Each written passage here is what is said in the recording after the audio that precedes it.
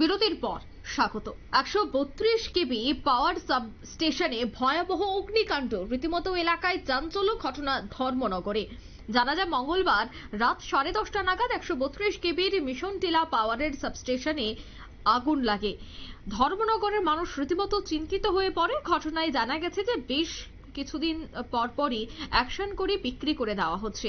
এগুলি প্রতিদিন কিছু কিছু করে সরিয়ে নেওয়া হচ্ছিল সঠিক বাতাবরণের জন্য। কিন্তু গতকাল অর্থাৎ মঙ্গলবার যখন পুরনো বিক্রি হয়ে যাওয়ার একটি ট্রান্সফরমার সরানো হচ্ছিল, তখন তার ভেতরে গিয়ে তেল থাকে, তা থেকেই আগুন লেগে যায় বলে প্রাথমিক ধারণা।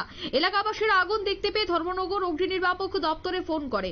অগ্নিনির্বাপক দপ্তর থেকে একটি ইঞ্জিন যায় আগুন নেভানোর জন্য, কিন্তু আগুনের মাত্রা এতটাই বেশি ছিল যে কোনো রকম একটি ইঞ্জিন তা সামাল দিতে পারছিল না অগ্নিনির্বাপক দপ্তরের আধিকারিকরা। পরে কোনো মতে আগুন নিয়ন্ত্রণে আনে। এলাকায় চাঞ্চল্য ছড়িয়ে পড়ে। কি বলছেন সংশ্লিষ্টরা, শোনাচ্ছি। কি দেখতে আছেন? আমি ম্যানেজার টেস্টিং এন্ড কমিউনিকেশন।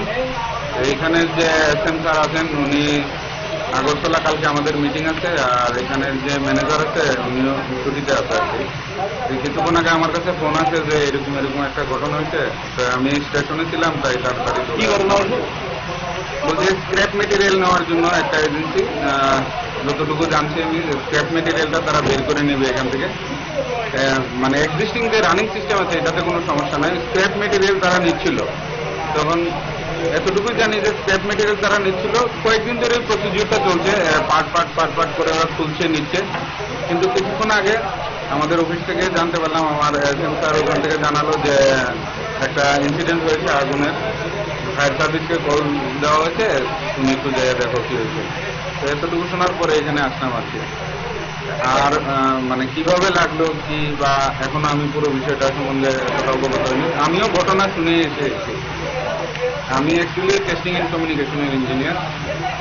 মানে যেটা আগুন লেগেছে মানে সেটা অকেজো ট্রান্সফরমার। হ্যাঁ, অনেক বছর ধরে অকেজো করে আছে, কিন্তু আমাদের স্পেসটা যাতে ফ্রি মুভমেন্ট হয়, এয়ার মুভমেন্ট যাতে ভালো থাকে এবং একটা বিউটিফিকেশন সবকিছু যাতে সুন্দর থাকে, তার জন্য স্ক্র্যাপ মেটেরিয়াল যা আছে এক্সট্রা এগুলি আস্তে আস্তে অপশন করে করে বের করে নিয়ে যাওয়া হচ্ছে।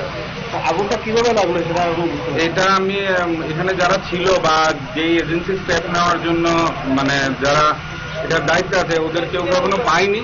কি অবস্থা, আমার যে স্টাফ ছিল ওরা তো কন্ট্রোল রুমে ডিউটিতে, এখানে আগুনটা কিভাবে হচ্ছে আমি। আপনারা শুনলেন ওনার বক্তব্য। 132 কেবি মিশন টিলা পাওয়ারের সাবস্টেশনে এই ভয়াবহ আগুন। বিদ্যুৎ সাবস্টেশনে এই আগুন দেখতে পেয়ে সঙ্গে সঙ্গেই দমকল কর্মীদের খবর দিলে দমকল কর্মীর দুটি ইঞ্জিন এসে এই আগুন নিয়ন্ত্রণে আনে। নিয়ে নিচে ছোট্ট একটি বিজ্ঞাপন বিরতি, সঙ্গে থাকুন।